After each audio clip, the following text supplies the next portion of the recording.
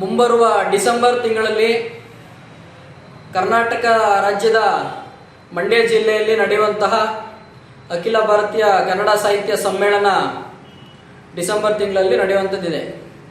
ಈ ಒಂದು ಸಮ್ಮೇಳನಕ್ಕೆ ಕನ್ನಡ ಸಾಹಿತ್ಯ ಪರಂಪರೆಯಲ್ಲಿ ಕವಿಗಳನ್ನು ಆಯ್ಕೆ ಮಾಡಿಕೊಂಡು ಬಂದಿರುವಂಥದ್ದು ಒಂದು ವಾಡಿಕೆ.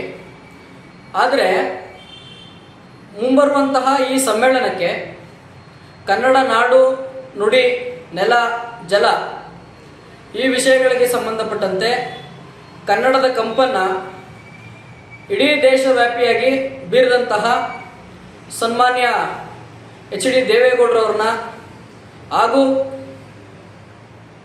ಡಾಕ್ಟರ್ ನಿರ್ಮಲಾನಂದ ಸ್ವಾಮೀಜಿಯವರನ್ನ, ಪರಮ ಪೂಜನೀಯ ನಿರ್ಮಲಾನಂದ ಸ್ವಾಮೀಜಿಯವರು ಬಡ ಮಕ್ಕಳಿಗೆ, ನಿರ್ಗತಿಕ ಮಕ್ಕಳಿಗೆ ಉಚಿತವಾಗಿ ಶಿಕ್ಷಣ, ಅನ್ನವನ್ನು ಕೊಡುವುದರ ಮುಖಾಂತರ ಅವರು ಕೂಡ ತ್ರಿವಿಧ ದಾಸೋಹಿಯಾಗಿ ಕೆಲಸವನ್ನು ಮಾಡ್ತಾ ಇದ್ದಾರೆ.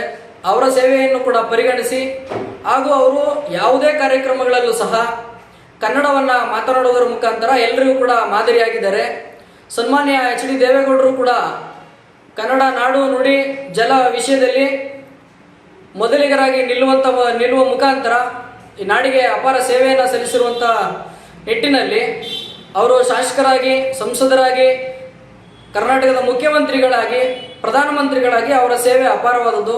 ಹಾಗಾಗಿ ಈ ನಿಟ್ಟಿನಲ್ಲಿ ಸನ್ಮಾನ್ಯ ಎಚ್.ಡಿ. ದೇವೇಗೌಡರವ್ರನ್ನ ಅಥವಾ ಪರಮ ಪೂಜನೀಯ ನಿರ್ಮಲಾನಂದ ಸ್ವಾಮೀಜಿಯವ್ರನ್ನ ಮುಂಬರುವಂತಹ ಕನ್ನಡ ಸಾಹಿತ್ಯ ಪರಿಷತ್ತು ಮಂಡ್ಯ ಜಿಲ್ಲೆಯಲ್ಲಿ ನಡೀತಾ ಇದೆ ಸಮ್ಮೇಳನ.